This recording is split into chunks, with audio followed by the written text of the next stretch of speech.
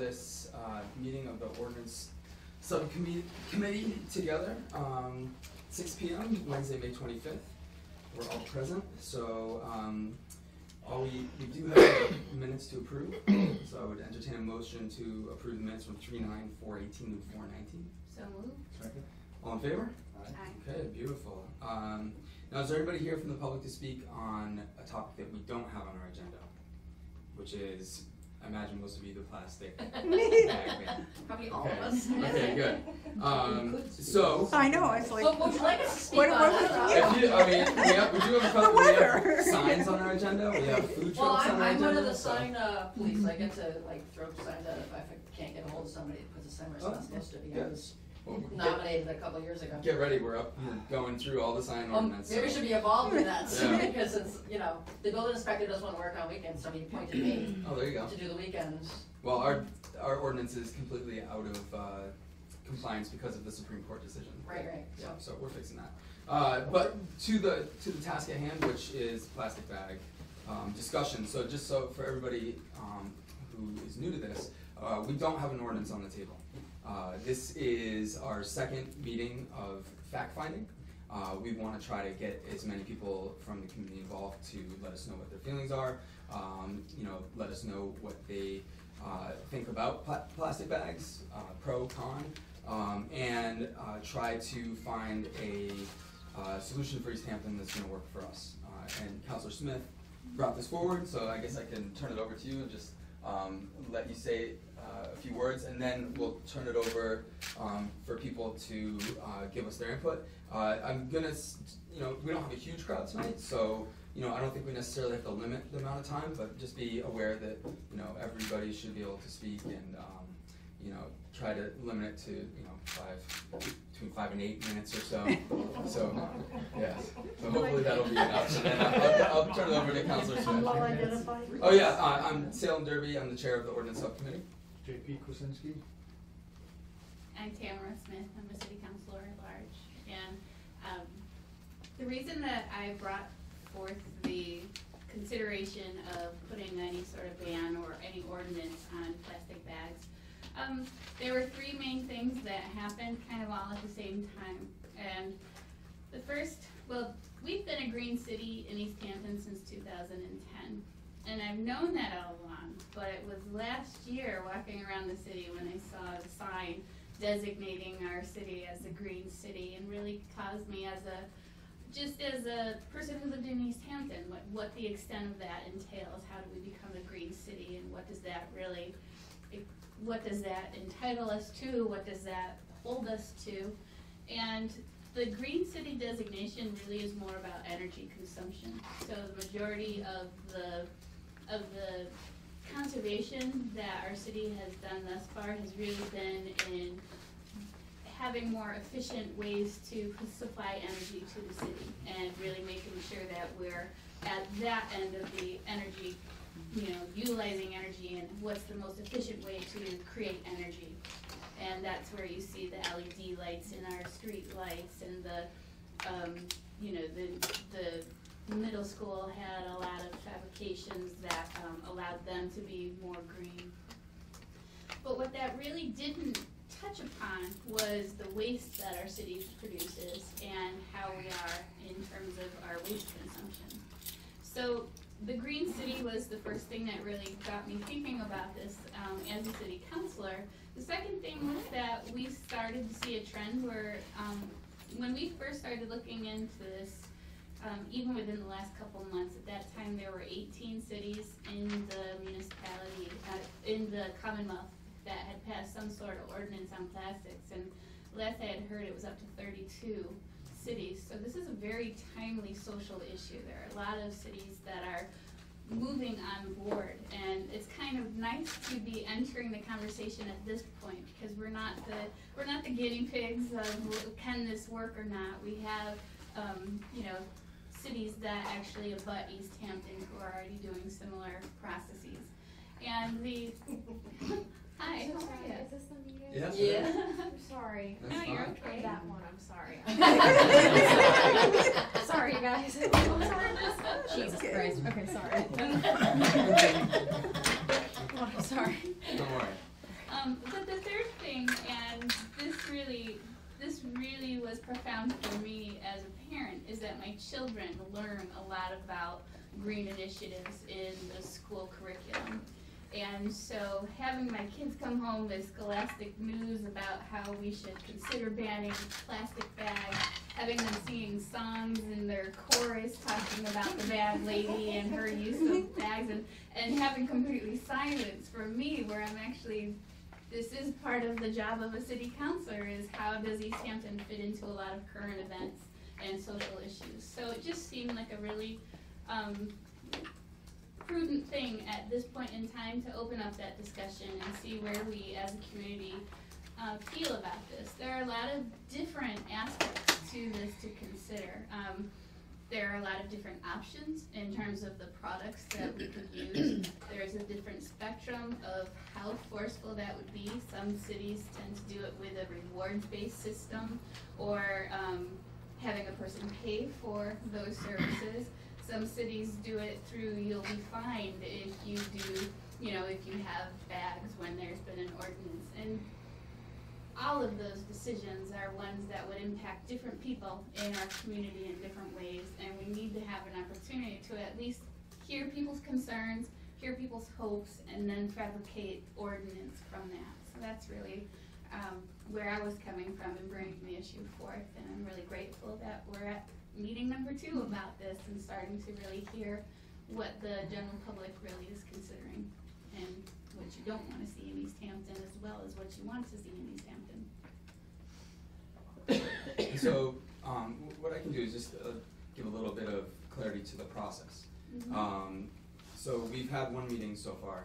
At that meeting, we started to review different ordinances from other communities.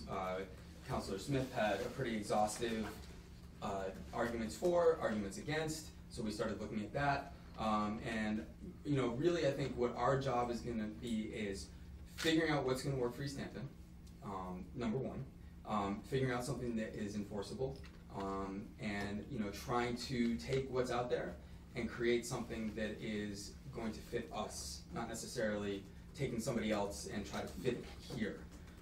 So that's our job, and that's why we wanted to get this input from people that might have a stake in it, so we can start crafting something that is more tailored to East Hampton.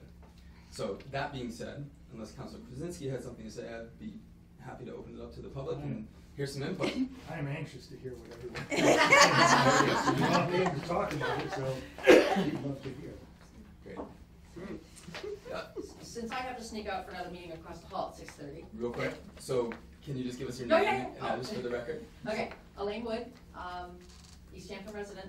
I was chair of the recycling committee in Central Mass before I moved here for 8 years, and there was no recycling committee when I started it. I actually started it, and tried to get people to recycle. So when I came here, we don't have municipal recycling and trash, so I couldn't even do that. So I feel like bad that I can't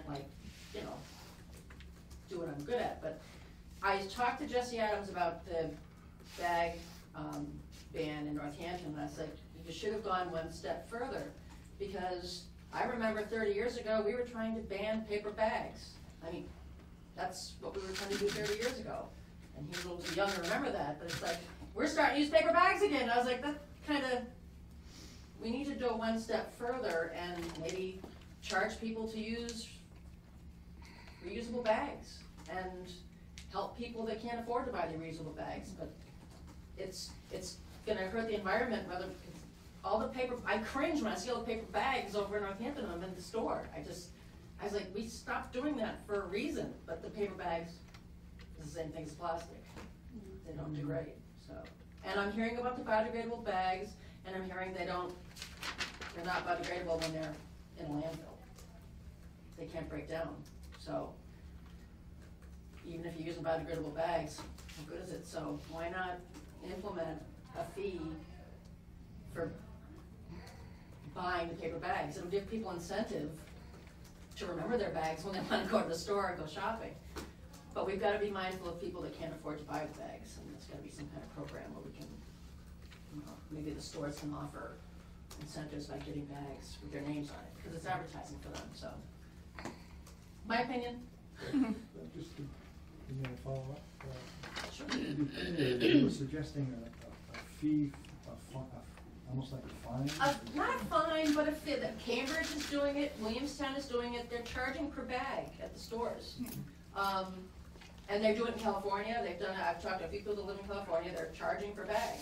I was talking to somebody here beforehand, you don't get bags in a lot of stores, you gotta bring your own. BJ's for years, we brought boxes, we didn't even have bags there, so it can be done. People shop in BJ's all the time, don't have a bag.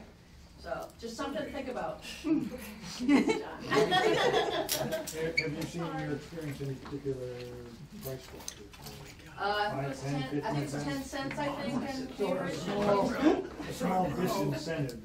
It's incentive to, yeah, it's incentive to bring your own bags. To bring your own, and Right, right. shoot, I forgot the bag. Right, well, yeah, and you're gonna have to pay for it, forget it, but people just, I talk to people all the time, I can't be bothered. Well, if you're digging into their pockets, they can be bothered. And your suggestion was that for those who couldn't afford. Maybe have some kind of program that the stores can donate the bags, if people then go to the community center and pick up a certain amount of bags or something. There's gotta be a way to help people that can't afford it, so we have to be mindful of people that can't afford it. Thanks for that. Please state your name. Annette Siegel, And address, please. Sorry. Mutter Street in East Hampton. You said, Elaine, this is kind of almost directed to you. What about composting? I mean, I use compostable bags. Right. And I compost, it does degrade. Paper degrades in my compost. Okay, what about all the apartment buildings? Well, no, I'm that just, don't have yeah, yards? but I know that's a great idea. Yeah, I mean, can we get something like that? Right, that would be a great idea. You know, but- because I mean, I don't use plastic, I don't use paper, except the paper that I buy mushrooms in, because Yeah, you have yeah. to store your mushrooms in that. Right, right. But all of that gets degraded in my compost bins. Right. So it's like, there is a way to, use paper or compostable bags, Mm-hmm. to, eliminate all that. Right. But, yeah, I think a lot of this is also education. We have to teach people, we can't just say, Yeah, we're gonna right, charge you, right. or you're gonna, whatever. I think people have to really be educated on plastic bags, because what about plastic bottles? Yeah. That I think is almost worse than plastic Right, bags. Excuse me. Do you know how old this bottle It is? sounds like me. We have good water in East Yeah. Hampton, we don't have to buy bottled water. In the back. Sorry, Alessandra from 22 News. I live in Amherst, I'm sorry. Do you mind if you move the microphone a little bit closer to whoever can answer the question? I'm so sorry. After everything has been compiled into some documentation in regards to the public input and just some ideas that you guys have, what is the next step to making everything concrete for the town? I just wanted to kind of ask what the step-by-step process would be. Sorry, I know it's like hot potato. Thank you. I think the first thing I want to say with that, it's going to be a slow and deliberate process. And we're not looking to pass ordinance tomorrow on this issue.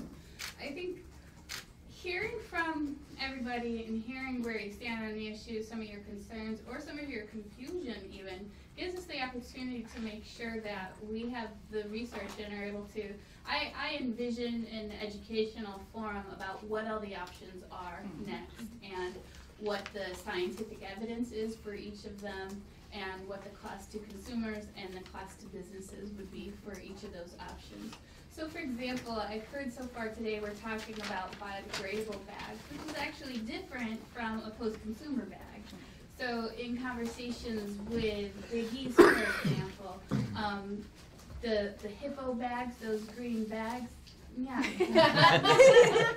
The owner of the store is actually more invested in the fact that that's all recycled product that is being used with those bags. So one of the things that we need to consider is the overall life course of any product. So does it make more sense for us to encourage to use recycled products if we're living in a city that we don't have our own municipal waste system?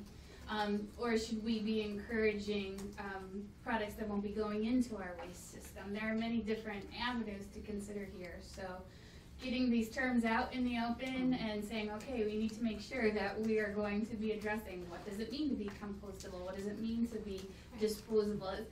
As trivial as that may seem in the moment, the science of it gets a little Harry to just, on your own, just consider what the best option is. Thank you. Okay. And I can follow up on that. If we do decide that an ordinance is needed, then what we're gonna do is we'll craft the ordinance. It will come through our subcommittee where we'll have public hearings. Okay. And then we'll make a recommendation to the full council. The full council will then decide to either pass it or not pass it. Perfect, thank you. Yeah. So, I think, actually, I saw you first, and Okay. then I'll go to you. Okay. And so please say your name and address. Joe for the record. Landers, 27 Howard Ave, I'm been sorry, in what- town what- about what's 20 your name? years. I'm sorry, Joe Landers, Joe. yep, 27 Howard. I'd like to make a couple of suggestions and a couple of points. One, this bag has been back and forth to the redemption center probably 10 or 15 times based on how sticky the inside is at this point.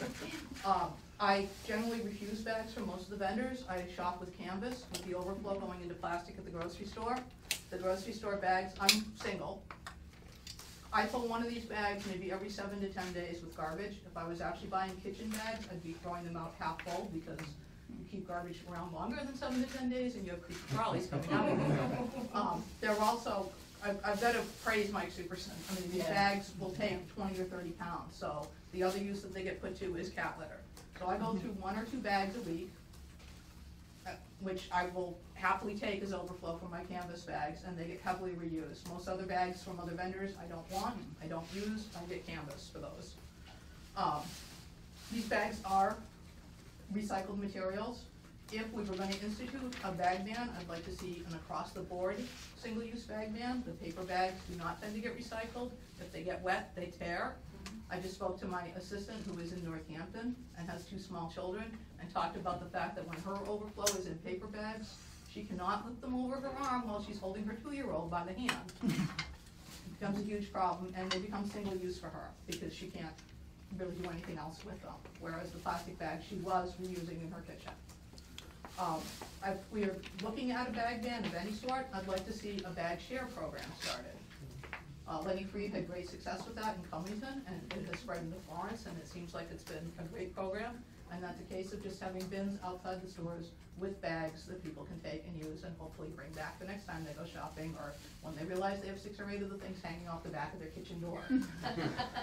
So for clarification, do you mean with disposable bags? as No, the bag share program tends, they're making them from all sorts of things, including birdseed bags. Mhm. Which they're now folding over and attaching, strapping to with grommets, and they're free to take.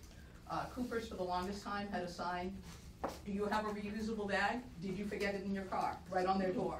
And the number of people who walk up to that door, you see them shake their head, turn around and go back to get their bag, it's great. But they have a bin inside, and there's all sorts of donated bags, so, you know, the things that Staples was giving away that were the poly bags, or, you know, things that people bought that were novelties and they don't care about them anymore, but they'll hold them in a sack of groceries. And the bag share program where a group of people have gotten together and actually fabricated bags out of things like the birdseed bags. So if we were gonna do, I seriously think that the CFL is a bigger issue in the community than plastic bags, and I'd love to see the town address that and have the public drop off. For compact fluorescents. Yeah. And I, just to elaborate on the bag share, I think that, some of the breweries, maybe the Opa were donating their, They're burlap bag, bags, the burlap yeah, bag, and the so, same kind and of since thing, we have do the breweries bag in share. East Hampton, that Yeah. might be another option for us as Right. well too, so. I did, in regards to the bag share, I spoke with the breweries in East Hampton, and even the technology for the grains, their technology with those bags have become better, so there's not as many leftover large bags. I just thought that was interesting, but we do have a bag share in Eastworks right now. It's the one that, right now, it's more widely distributed through stores in Northampton, but there are stores in East Hampton that also participate that, and the space is donated by the owner of Eastworks as a making a bag room. So the other thing we could consider as a city, as was suggested, you know, Big E's gives you back a nickel if you bring your own bag, for each bag that you bring in. Right. And if you donate it to their jars, then they double the donations to whichever organizations, which again, they are probably the biggest producer of bags in the community. I could see us passing an ordinance that required the stores to use recycled bags or recyclable bags, and require that they take the bags back.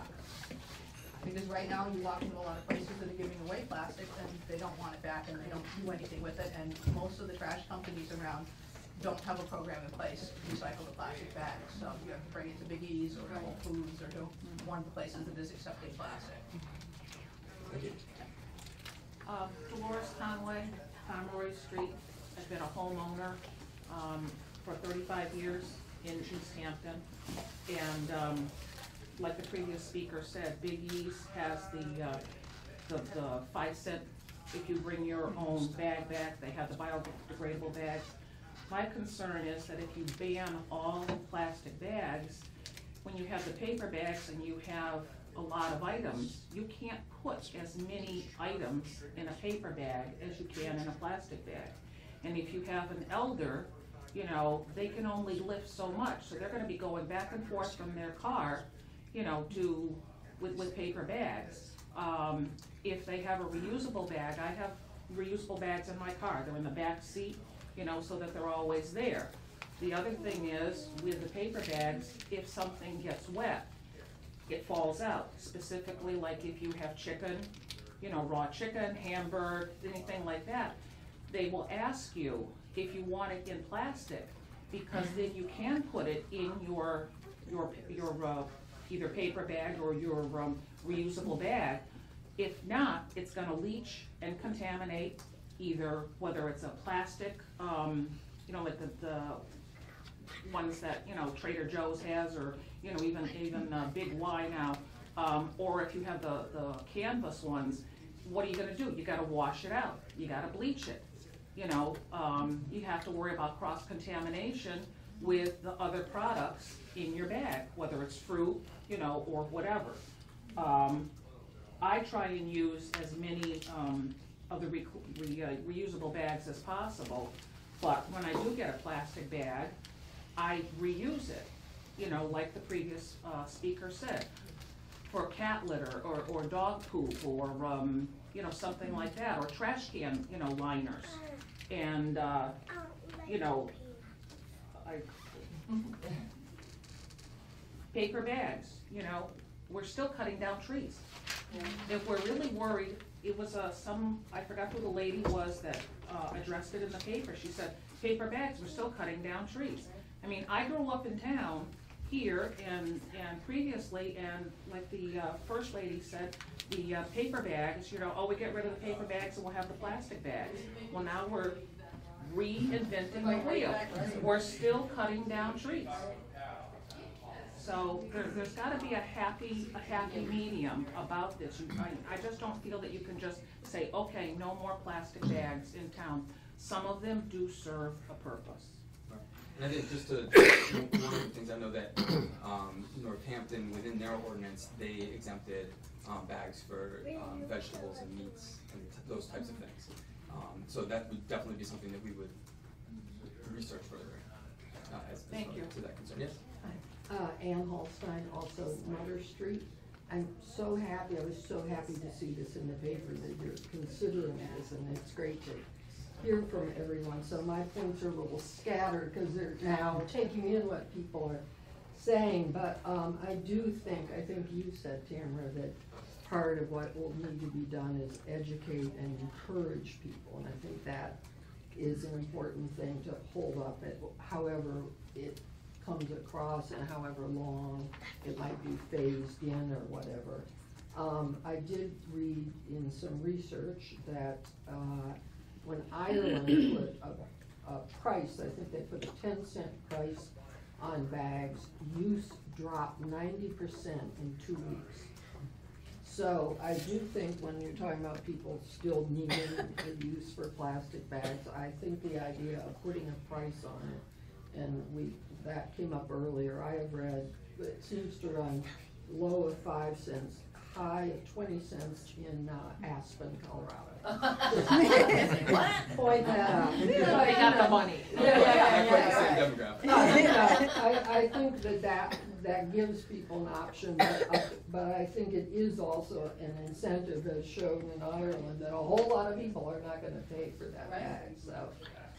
The other thing, just, Tamara, you said something about that our green city designation is about energy consumption but let's not forget the oil that goes into plastic, making plastic, and apparently, about 12 million barrels of oil a year are used in our country to produce plastic bags. So I think it does fit in with our green designation. And the last thing, on the bag share, which I think is, seems to be working really well in a lot of places, I think one idea I had of kind of hooking up our Green City designation with our Art City designation is we might be able to do something through the Arts Commission to, say, sponsor a jury competition to design a bag logo, and then get people, maybe businesses or whatever, to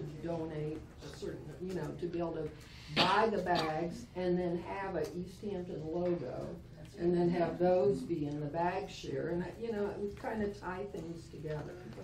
So that's Look at the bears now around bags. Yeah. We're actually making a logo for Nashwauk Pond as we speak. We're having a meeting in about 2 minutes, and we're gonna be talking, we're making a new logo. Yeah, for- but I think it would be So that's fun to something, have like to a have somebody make one, competition. yeah. Well, they did that for the East Hampton Farmers Market when they first started a couple of years ago. Yeah. Yeah. Well, thank you. In the back. Okay. Wendy Taylor Jordan, Sheldon Avenue. I'm the manager of the Parsons Closet. A lot of the donations I get come in, say, in plastic bags that someone got at the mall, or in trash bags. Now, if there is an ordinance and it were to pass, would that mean, right now, I use those bags for other people's purchases. The trash bags, if somebody comes in and buys, say, a bedspread or blankets that are too big to go in a small bag, I'll throw it in a trash bag that someone has donated to me. But since that's all plastic, will I have to stop handing those things out? Will I have to start throwing them away? I mean, I think, just off the top of my head, I would say that probably trash bags and things of that nature would not be covered by this. I think we're looking at single-use plastic. Okay, but like the bags that someone got a bag from Target and filled it with clothes and gave it to would not be illegal me. in the city of East Hampton. Okay. It just means that the vendors in East Hampton would not be able to use them to give out their product. Potentially. No, but that's what I would be doing. Yeah. I'd be using it to give out the product. No, and what I'm saying is the stores, if you're giving away product, or if you're and I think the way Northampton did it for the Survival Center, or some of the pantries, it was exempted for them to be able to use the plastic bags because they came in the plastic bags. It wasn't something that was being sold on premises and a new plastic bag was being given out. Okay. So that's something that we would consider, obviously. Yeah. Okay. Yes. My name is Pat Kuhn. I live in Florence, but I rent a business space in East Hampton. And I do most of my shopping at Big E's, and I love their bags. I reuse them, and as a matter of fact, a friend of mine donates her bags to me too, because I use them. And I brought this bag because I went to Walmart and I bought, I don't know, toothpaste or something really small, and they gave me this gigantic bag. And it's a pretty heavy one, and I don't know what to do with it except throw it in the paper recycling bin. And if you go to Northampton and stand outside of Walmart for a while and take a look, you'll see a lot of these bags coming out. And same with Stop and Shop. I asked the clerk the other day how many people brought their own bags. He said, oh, maybe about a third of them. So there are a lot of these bags going out, even though they banned the plastic bags.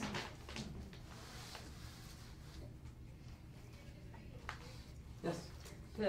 When you have paper. I'm sorry. Oh, I'm Name sorry, and address Leah for the record. Finch, Nipper Avenue, homeowner in East Hampton for more than 10 years.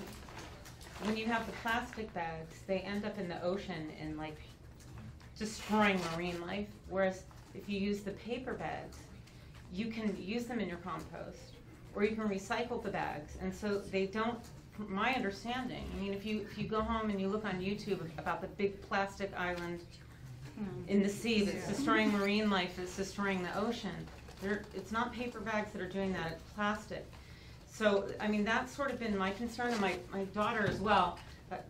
it struck us a few years ago that, that was something that was really happening, that the ocean's really being destroyed by one-time use plastic that ends up on the beaches. Even if you go to Florida, you can see there's plastic applicators, plastic syringes, the plastic washes back up on the shore. It's really, that's not something that paper does. I mean, I think ideally it's bringing your own bags. It's bringing your own bags to the store, keeping them in your car and reusing them. And if you have to wash them or rinse them, wash them or rinse them. And not being, insane about the whole thing, but making exceptions that if you're gonna get donations, okay, you're reusing a plastic bag. That's it's not like an all or nothing situation. I'm not gonna lie to you and sit here and say that I never use a plastic bag. That'd be a lie, I do. I try to reuse the bags whenever I get them. But now that Walmart has the paper bags, I'm really not walking in there without my bags. If I had to, because they aren't as, they're not as convenient as a plastic bag with a handle. There's no two ways about it. They're not as convenient, but it's more, there's more to it than just convenience. And it seems like such a great idea that we're all talking about it and that we could come to some kind of a resolution that's helpful. There's not going to be a perfect solution to this. It's, we buy things, we use things. If you wanted to not use plastic, you would have to bend over backwards. I mean, I don't know how you would get to the point where you would stop using plastic. My daughter took the same reusable, we quit buying Ziploc bags. We quit buying all those bags many, many years ago. And she started taking a reusable sack with all of her lunch. Huh? Compostable. And yes, using compostable bags and bringing the same one back, and I put it in the dishwasher with the rest, which I'm sure is bad too, environmentally, with the rest of my stuff, and then I would repack her lunch in it. And I'm telling you, we still, luckily, have the same bag that we had from the time she was in elementary school, those like little sacks. Wow. And that's been great, because that's a lot of Ziploc bags. So like we try to do our best at my house, knowing that there's no way to be perfect at it, and that you can't have an end-all black and white. It has to be some sort of policy where you take a look at, at like what's the better thing to do. I think that's all we can ever do is what's the better thing to do, Thank you. Yes? Hi, Dave Strong, Meadowbrook Drive. Yeah, to touch on that point as well as a couple of the other ones, I think a big issue that you brought up was single use, and I think that definition is going to be tricky because like other people have said, and I myself brought one of the Biggies bags with me. I've never used one of these just for the groceries and then thrown it out. This is my trash bag at home. I don't buy trash bags. And this is certainly much better for the environment than any of the trash bags you're going to buy. So I think in relation to the bags in East Hampton, Biggies, I think this ordinance is kind of unnecessary in that respect. Now, I'm not saying it's unnecessary to try to be, conserve, reduce, reuse, recycle. Absolutely. Educate, definitely. So the idea is you don't even have to have an ordinance. People are going to want to bring reusable bags. They're going to reuse plastic bags. So I'm not trying to say, don't do anything, but at the same time, I think charging people per bag, that's going to get very complicated for the businesses and for the customer as to, how many bags are they using? They're going to try to put more. It's just, I think it's a ridiculous idea, honestly, because I think it's just impractical. And again, have you all read what's on these bags as far as how environmentally good they are compared to any other plastic bag? Are you all aware of that? Would you like? Yeah, we are. Okay. Just for clarification's sake, so I can make sure I'm hearing you the right way. One of your objections to any ordinance is? Freedom of consumer choice would definitely be one. Uh-huh. And in relation to Biggie, which is the only supermarket in East Hampton, they're ahead of the curve on this already by using these bags, by giving the 5-cent credit, 10-cent doubled credit for people that bring in the reusable bags in the form of a donation. But I think if you're going to start charging for these, it's going to make it more attractive to just buy trash bags, which are way worse for the environment than these bags are. And like I said, I don't know if anybody else buys trash bags, but I don't. And I'm a homeowner, and I've been one for years. And this is my trash bag. And like one of the other ladies said, your trash doesn't stick around that long instead of having a big black heavy trash bag, or things like cat litter, picking it up your dog. There's so many practical purposes for reusing these, so that's why I say they're not really single use. So if you're willing to exempt these from your ordinance, I'm perfectly fine. If you want to tackle styrofoam, plastic bottles, all that other stuff, I'll probably agree with you. But I would say exempt the Big E's bags because they're doing the right thing. I think we were quite impressed with Big E's.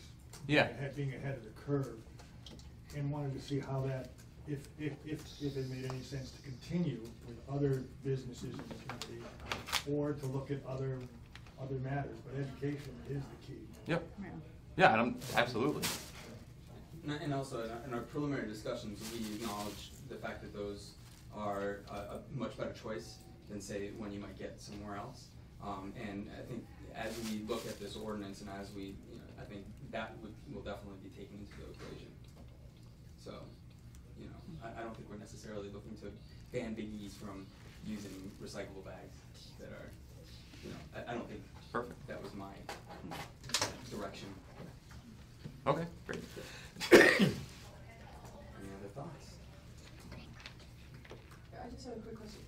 Are the Big E's bags, are they thicker? Is it a thicker ply than, no? Are they better made? They have the seam on the bottom. The power strip. Yeah.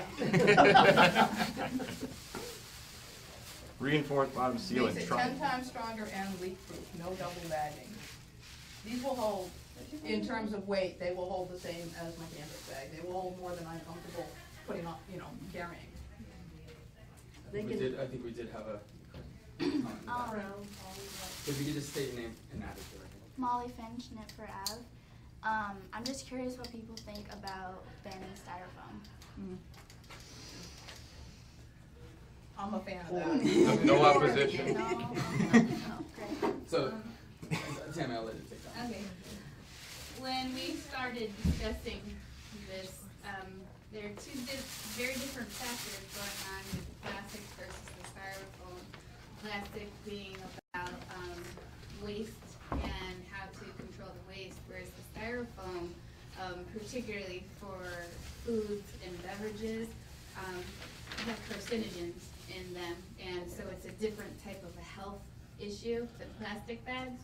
So for the purpose of bringing forth the discussion, we decided to break them out since the implications of using different types of plastic bags are so different from the implications of styrofoam versus cardboard. So we'll definitely be also approaching that in subsequent meetings, but for this meeting, we're really focusing on the plastic bags for that reason.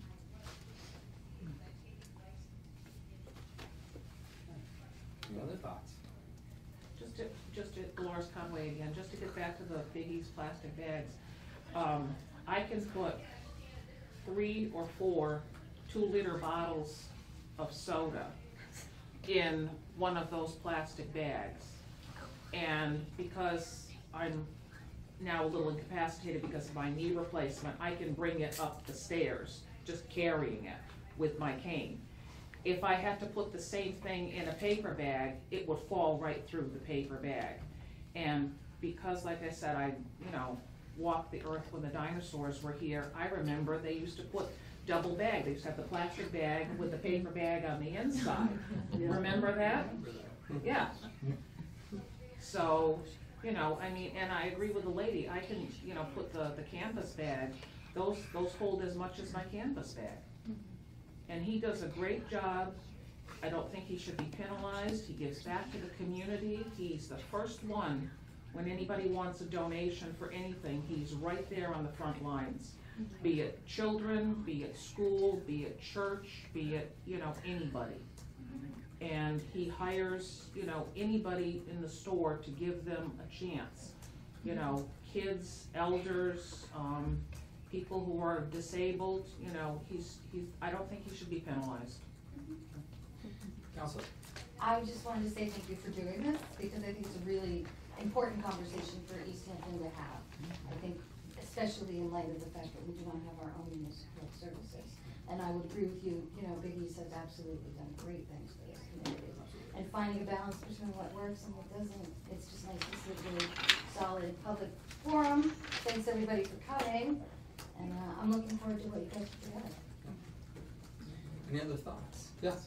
Hi, Mo Bellavo, East Hampton Chamber of Commerce, and I just, as we progress through this progress, I would just ask that we, as a community, as we're trying to do the best for our environment and our community and the globe at large, that we are also sensitive to our smaller businesses, because there's many smaller businesses, smaller than Big E's, who could potentially be very much impacted, and folks who are dealing with takeout food and that sort of thing, as far as implementation of whatever it is that we come up with, and sensitivity to that, so that folks can adapt and grow into that. Sure. Would the chamber be willing to look at working with Big E to buy these in bulk, so you could allow the small businesses to buy in through the chamber? That seems like it would be a smart idea. I could certainly ask that question. Okay. I don't know that. You just came to me right there, so Yeah. I'm gonna say in the back, and then Ben. Annette, okay, I know we're all leaning for getting, Big E's bags, and I think it's fantastic, but you know what? We don't need to use bags all the time. If you go to a store, you can use your shirt. You can use your pockets if you forget to bring a bag. And it's the same thing with if you're getting food takeout. You don't need to have the cartons put into a bag. I mean, it's just, I would rather just educate people more on not using as much bags, going for cloth bags, going for canvas bags. The Big E's bags are fantastic. I don't use them because I bring my own bags. But it's a thing of trying to educate people to use less bags, use less everything, buy less things. But, it's just a matter of using less and just not having to, you can always say, no, I don't want a bag. If all they have is plastic bags. But I mean, I would really like to just see, like I said, more education for people so that they can understand why the plastic bags are so bad. And we'll take you, and then it seems like you. Besides, you can hang Big E's bags off of a bicycle handlebar. I've done that many times. And state your name for John Danielli. I own Needy's Restaurant here in East Hampton, so I represent one of the small businesses that Mo was speaking of. I guess my only, Needy's, since I've owned Needy's, I've only currently owned Needy's for 5 years, but we've transitioned several of the containers that we use. Some of them we can, repurpose. You can actually, some of our dishwashers save, things like that. But some of them are still maybe not the most perfect, ideal container to actually ship something out of. Again, cross-contamination, spillage, things like that. So I think that my major concern, and the reason I'm here today, is the idea of almost forcing the hand of these small shops. It's a nice idea, but for the sake of encouraging commerce in East Hampton, I would say, putting an ordinance in place that says, you can't do this, it's kind of, I feel like a little bit drastic. And I get the idea. I guess sometimes drastic things kind of need to be put into place, but we're such a small town, and there's so many small businesses, that I don't know if we need to almost implement an ordinance in order to kind of, I would say educating them and kind of encouraging them to go in that direction would be the nicest way to go, but to say that we need to stamp this and put it in concrete and say you cannot use plastic in our town, I think seems a little harsh, and it's, it's a bit aggressive. Like I said, I'm actually constantly kind of looking for better outs to kind of package the food and kind of let it leave the restaurant. And we've probably got about 70% there. But again, there's still that 30% that we're still working on, just because there's nothing truly ideal in the idea of being, green. And just because it's a food-based product, there's that cross-contamination. So in order to kind of, and I know right now the restaurant industry is kind of popping, and here in East Hampton, there's a lot of liquor licenses, things like that going on. And I love the idea that, so it's kind of like going, well, you have to become, put it set in this mold. It's another set of parameters that these guys that are trying to come into town have to jump through, and an obstacle that we're kind of creating. And that's kind of something that I just don't want it to inhibit new businesses from coming to town by saying you have to conform to this idea. I just had a quick question for you. Yeah. If I may. You said you serve a lot of takeout. Absolutely. Some That's different why I'm showing meals. up. Yeah, different types of meals, warm meals, Yep. they all go together.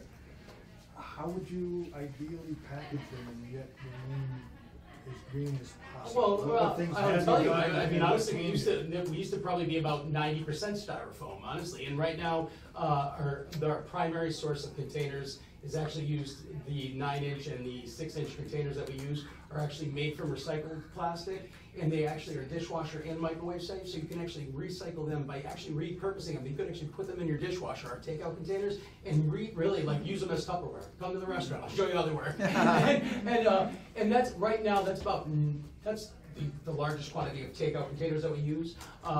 Like soup cups, those are actually something that's kind of a paper product right now. All of the pizza boxes are cardboard, they're all recycled.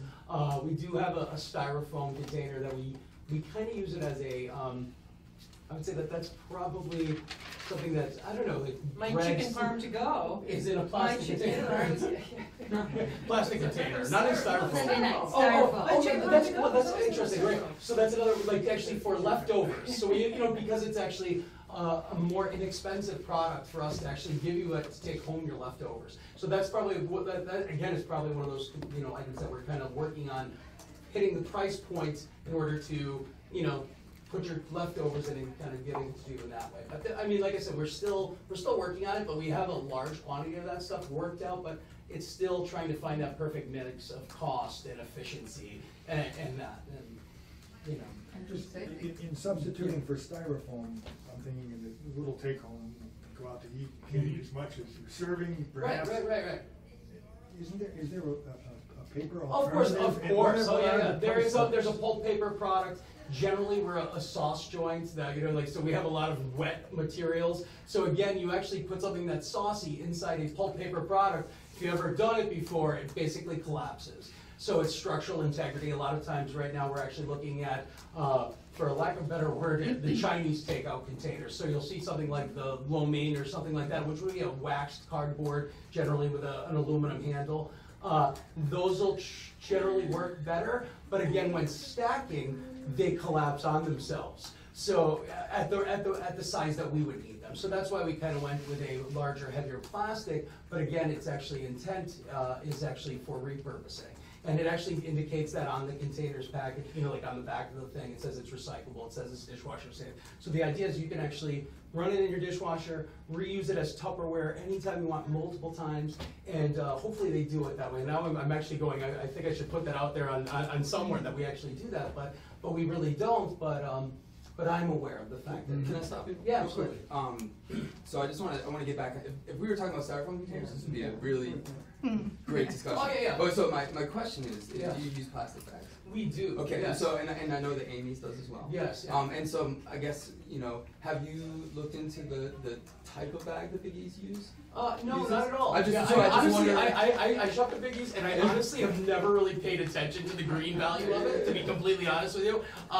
And it's kind of interesting, like this brought it to my attention now, and it's something that I'll look into too, and maybe, if it's something I can get from my distributors, I'm glad to do, but as far as they are convenient, they do, we use it's called a t-shirt bag in the industry. It's a one-use plastic bag again, and it's for that everything that they've touched base on is really the utilization of it within the industry. It holds a huge amount of weight. It is actually great. It's plastic. It's clean. They're sealed. So yeah, you can storage is. So there is a reason why they're so popular. That is not the single-use T-shirt plastic bag. So here's my question. Yeah. Would your concerns still stand?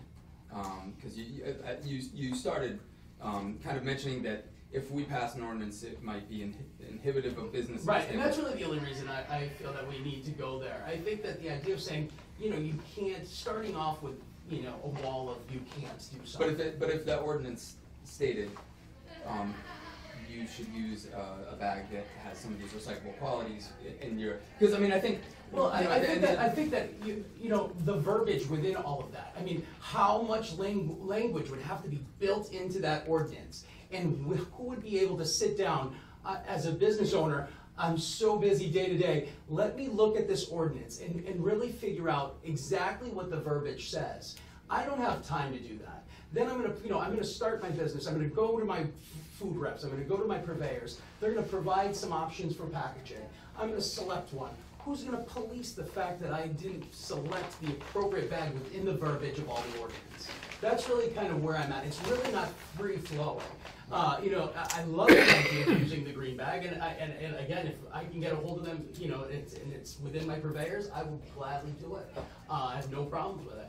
But the idea of saying no, I think that to start off any kind of, you know, we're trying to, as a business here in town, I love the idea of where East Hampton's going, and I love that everybody's coming to this town, but how many no's can we put before somebody looks somewhere else? And that's really kind of where I'm concerned, you know what I mean? And I just feel like this, I don't think it may eventually be a necessity to kind of get an ordinance in place, but I don't know if we're right there yet. That's just what I, you know, how I feel about it. Thank you.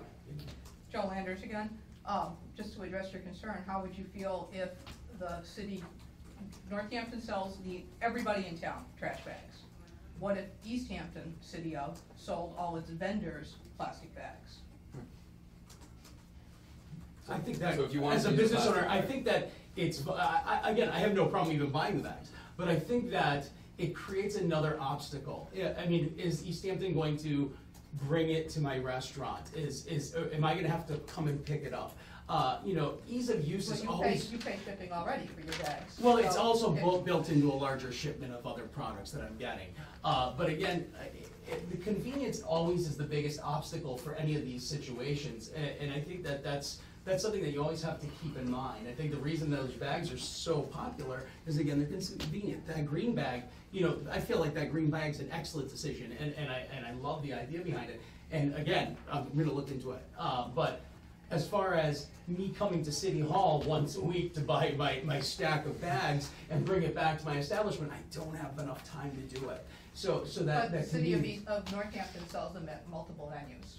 Well, again, I mean, if it's convenient enough, I mean, I would be glad to look into it. But as far as creating another obstacle for commerce to take place in East Hampton, you know what I mean?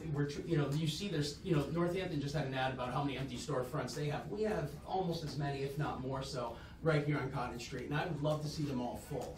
And I don't want anybody to say, hey, we need to put more obstacles in the way of these guys coming in and creating new jobs and business for the town, you know?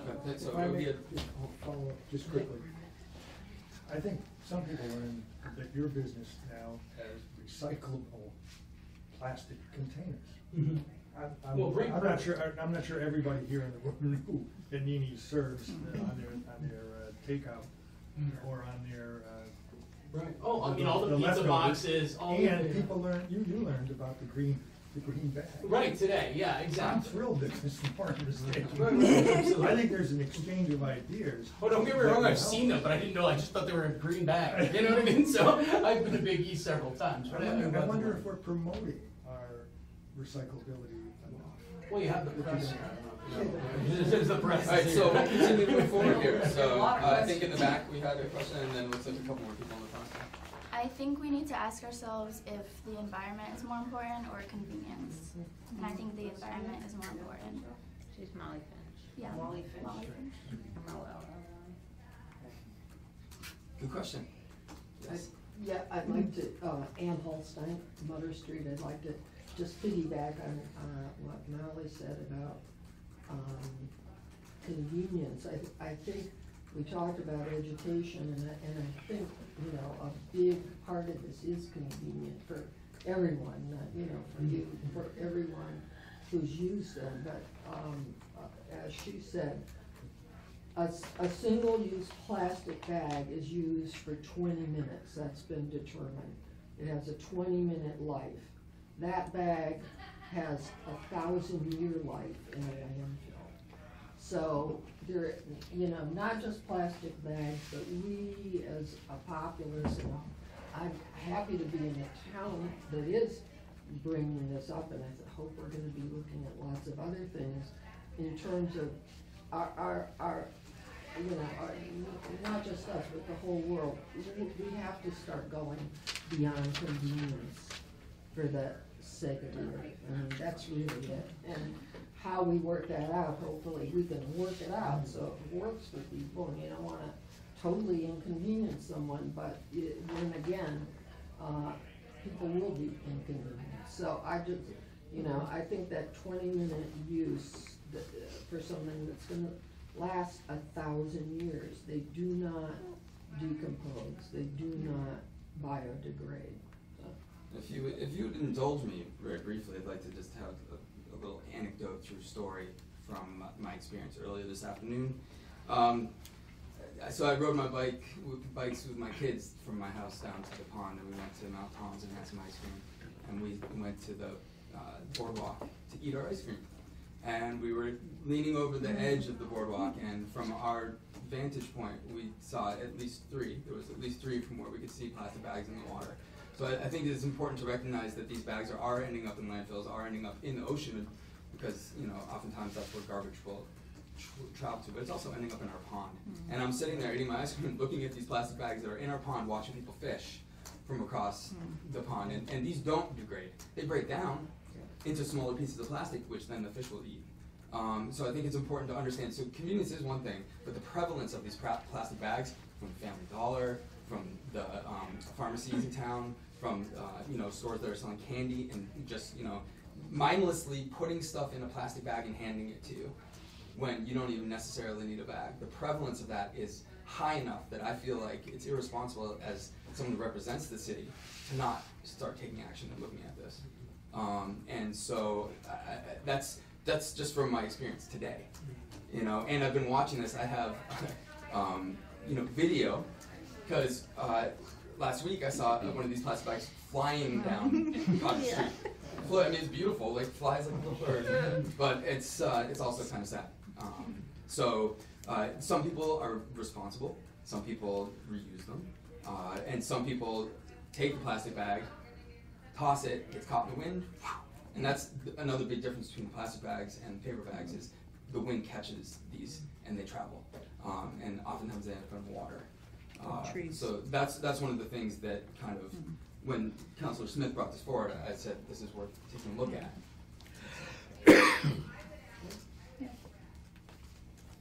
Any other? Councilor Hayes, did you have something? Well, just when you were saying obstacle to business, I don't necessarily agree with that, because I think there's a lot of new businesses coming to East Hampton because it's an agenda.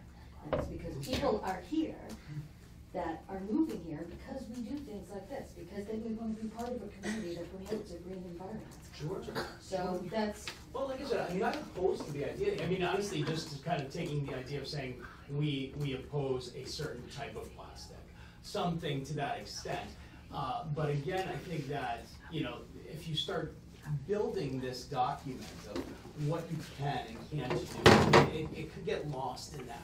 There's an idea of like, okay, we have this, we know the bag, you know what I mean? We know the bag you're talking about. Everybody in the room knows the bag. I mean, it's basically, the what is it, the pink elephant, white elephant in the room. We know the bag. So if you say we're just specifically outlawing this bag, or this type of, you know what I mean? It just seems like it could just get so convoluted. Correct. You know what I mean? And it's kind of like, as a future business owner approaching East Hampton, going, God, I have to read the law on paper bags here in East Hampton, and it just seems like, just let's call it that bag and say that's the bag. We're not going to let that bag exist in East Hampton. But I feel like, again, there's so many points of view that you could just keep on. Right, but that's how public policy works. That's how everybody comes in and makes it happen. Many faceted issues. Sir, can you please state your name and address? My name is Albert Park, 110 Lovefield Street, and I had the fortune of being able to live in Europe for about 1.5 years. And one of the norms there, and a good portion of that time was in Munich, and Germany is a very environmentally sensitive country where everything gets recycled. And one of the norms there was multi-use plastic bags that were like several, I don't know how many mil, but they were $1 a piece. And so it was natural that people would just sort of bring them with them because they were really sturdy, they were really reusable, and they were covered in advertising for whatever the market was. I make this point not to talk about the money, but to talk about the social norm. That to some degree what I think you're talking about is helping to educate, as was mentioned earlier, helping to educate as to why this norm is important for the community, for the world, for the earth, all of that. I think it's really wonderful that And it says something that some of the businesses in this community are already doing stuff without being asked. You know, I would love to have known that Nini's uses plastic that I can use again and fill up another cupboard with plastic. Right. But, you know, so that is going to take a little bit of a push. I really hear the idea that, like, the question of whether or not it's an ordinance, whether or not it's a rule, and there's a rigid bar that we set, whether or not that is necessary. I hear that as a really strong flavor in part of the conversation. And I just want to say that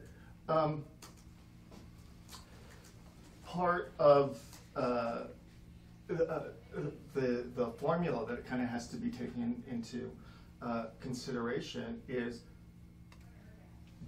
what are the values of this community? And it's sounding to me like this is kind of what this conversation is really about, is like, what are we valuing and how are we prioritizing that, right? And perhaps some clarity around that might help to guide some future discussion. Although I'm very enthused by this forum in general. You know, and I think to step off that point, you know, as far as the idea of norms and you know, what we value as a community, I feel pretty strongly that ordinances, you know, I've been the chair of ordinance subcommittee for 10 years now, but I feel like they can be a catalyst for discussion in the community.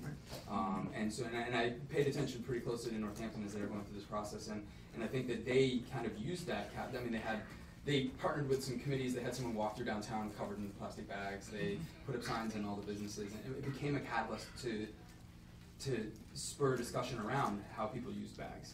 So, so I mean, I get the part that people don't necessarily like ordinances because they're rules, but I think that they can be useful in certain venues, especially around education. Yes. Again, Northampton is not East Hampton. And I think that, you know, we have to take into consideration Northampton does have huge anchor stores. It has Walmart, it has Stop and Shop, I believe it has Big Y, it has CVS, it has Brooks, it has Walgreens. This is East Hampton. I mean, we're still a fairly small town. I think our footprint, the plastic that we're creating in this town is nowhere near what Northampton is producing. I mean, if you're gonna compare us to Northampton, you know, look at the number of stores in Northampton and look at the number of stores here in East Hampton. They already have so many shops in place that of course they really do need to have an ordinance in place. I agree with them completely. Where we're at here in East Hampton, we do have them, stores are using them, but if you compare the number of stores here in East Hampton that are actually using them to the number of stores in Northampton that are actually using them, I'm sure it'd be drastically different. You know what I mean? I mean, Walmart, it's economies of scale. It is economies of scale. I mean, like, we're geographically smaller than North. I mean, and you know, don't get me started on anchor stores because they're getting pulled down for sure. Okay, well, that's, well, I'm saying that. We're talking about Walmart, but we don't have anchor stores. Well, that's what I'm saying is the fact that Walmart alone, I'm sure, produces 10 times as many as Big E's. I mean, you know what I mean? So of course that's something to consider. I mean, when you think of somebody that's producing a number of bags, Walmart, I think, is probably the largest consumer of those bags. And we don't have one here. So do we need an ordinance in order to stop what small amounts of businesses are actually using? We are gonna have a Stop and Shop here. Well, yeah, eventually, yeah. I hear what you're saying, and I appreciate particularly that you're a business owner talking, because I think when you look at the number of stakeholders in an issue like this, there's very different issues for someone who's conducting business versus someone who's consuming business in the city. And I think the comment about do we care more about the environment or about the convenience, I think a third thing can be added to that, and that is the cost. So what I'm hearing from you is that business owners are faced with a lot of decisions about here are all these different products that are possible, and again comes back to the education of the products as what would be the best case. You know, speaking to the sociology of society, certainly we have several instances, particularly with the environment. The environment as a social problem doesn't have a doesn't have a very seeable victim. The earth is so abstract and so large that we don't necessarily see it as the same emergency as other social problems. And it's been shown time and time again that when the laws change, the behavior subsequently changes, and it usually starts with a flurry of resentment in the first year, and then it just becomes normalized as behavior that has just shifted as society changes.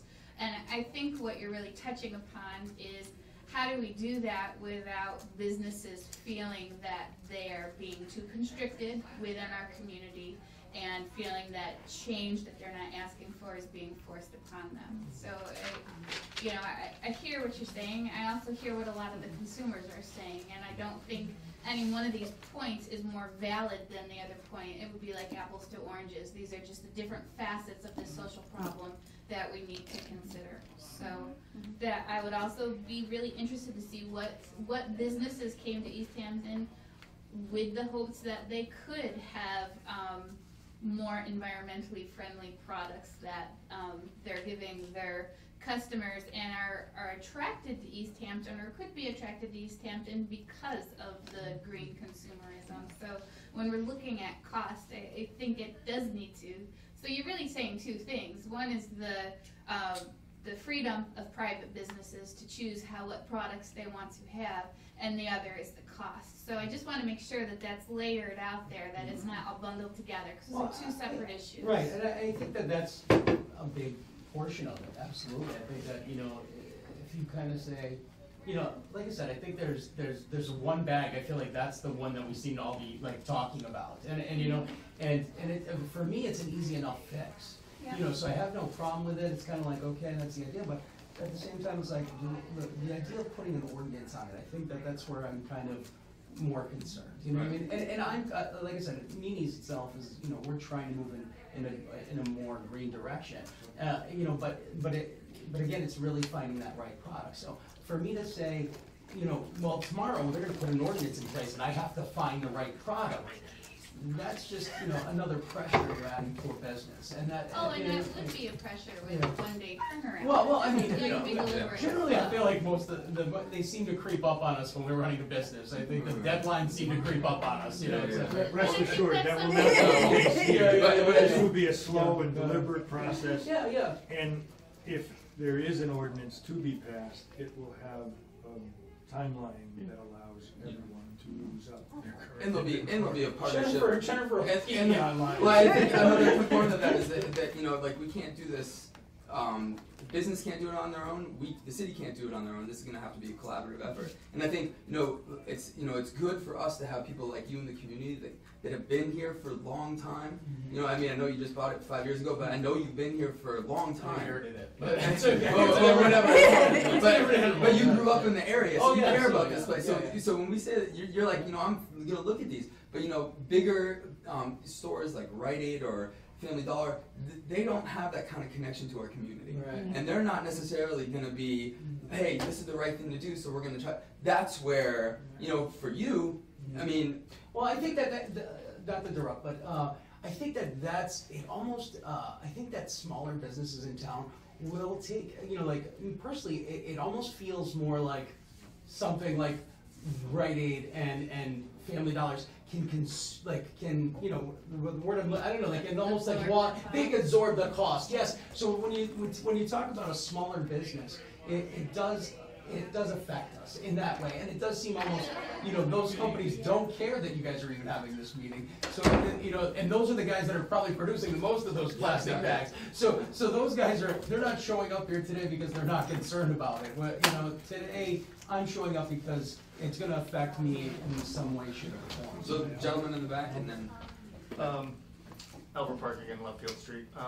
So going back to the idea of social norms, I know that it was brought up earlier, the idea of charging people a nickel or a dime for a bag. And ideally, obviously, that would be a multi-use bag.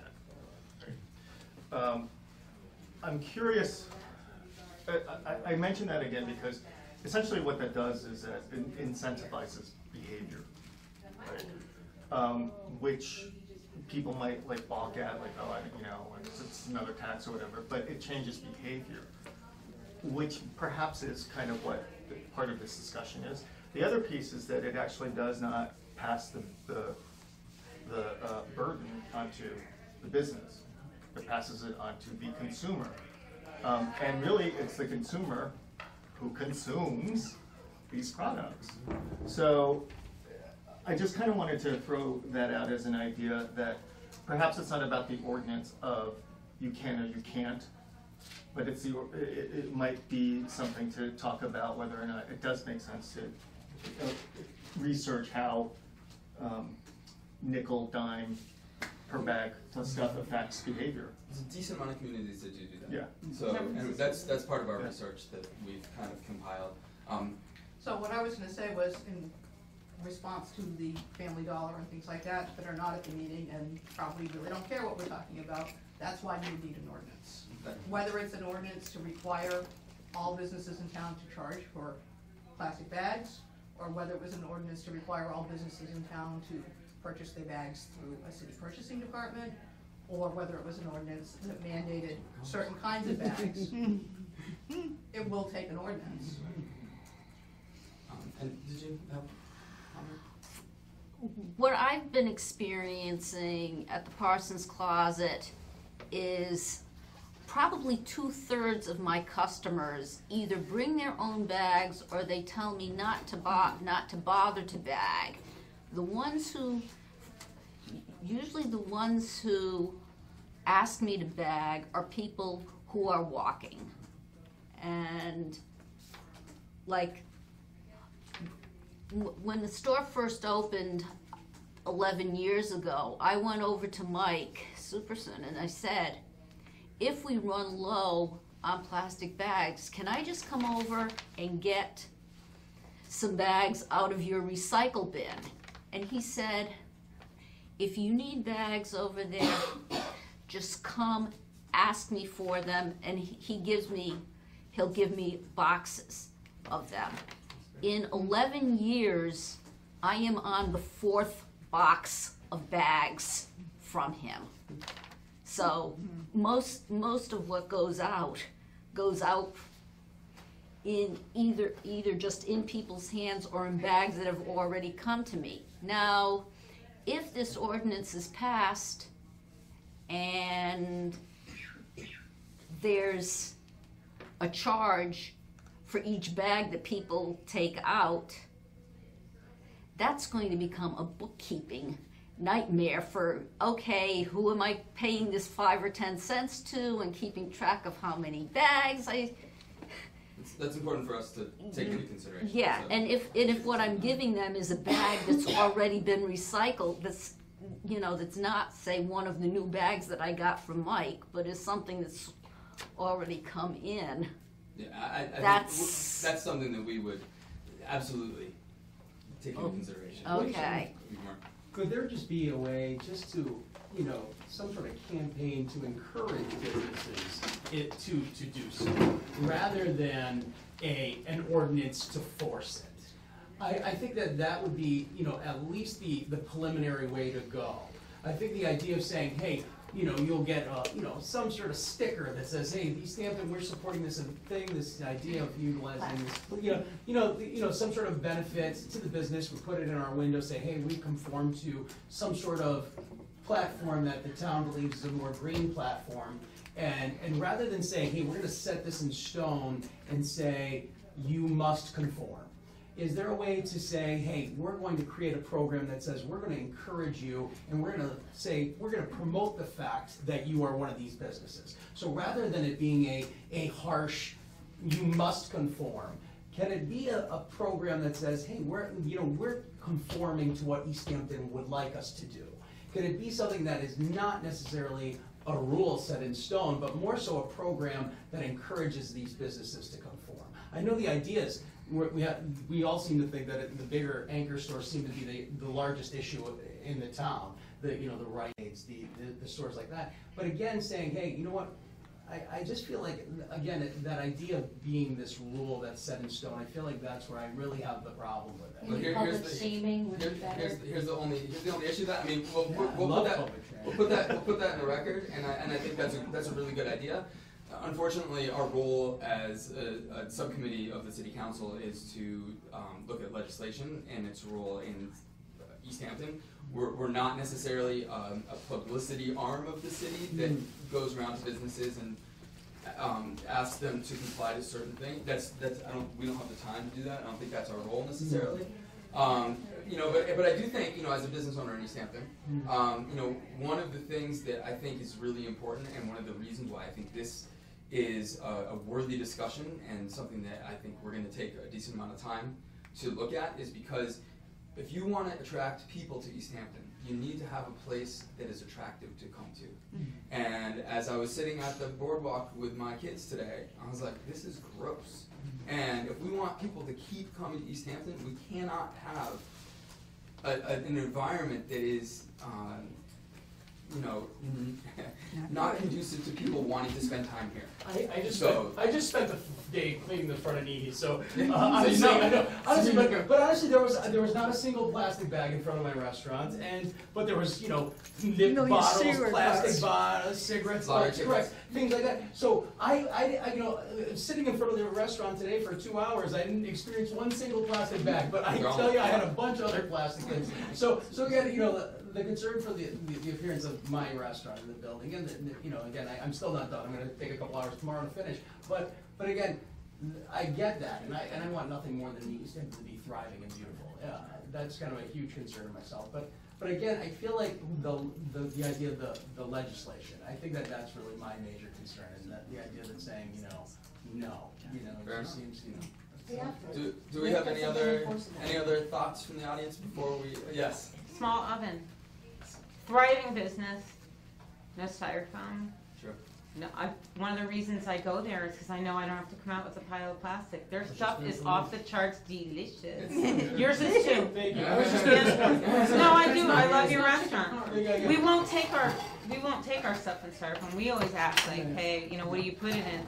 But they put their salads and stuff in a metal, in a tin, aluminum, and with the paper and stuff. Yeah. Anyway, I'm just saying there are other options. They do really, really well. And I think the idea of encouraging that behavior is a little, in my opinion, I think encouraging that behavior is a different animal than saying no. It's like you're not a rule lover. My dad owned my restaurant. I never had to follow the rules. I inherited my restaurant. So let's call a little order here. And I'll take a couple more questions, and then just before. Not a question, but again, what you're saying is, we, the people who are here, are the ones who would follow without having a rule. But the ones that need the rules are the ones who are not here, and they need something to get them to get on board with us. It'd be great if all the little stores in town that are not, are using plastic bags would be able to come here and see why we're talking about it.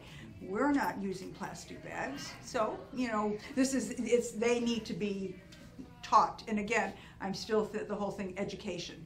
We really have to teach.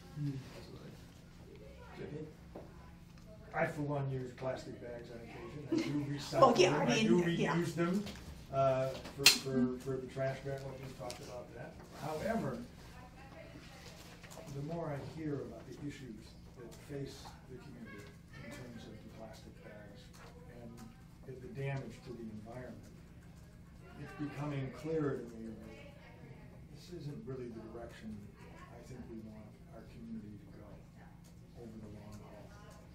The greener bags is important. It is important to have. As little styrofoam as possible is important. Yeah, that's another meeting. My point is, I would, as a city councilor, we write ordinances. We write rules. So I would love nothing more, however, than to have a community that all of a sudden those who are not participating and are not listening to what the folks in the audience here are saying have an opportunity to change their behavior. And I can go out and see green bags in all of our stores, and we don't have to have an ordinance or any increased fees. That'd be the greatest thing for the planet.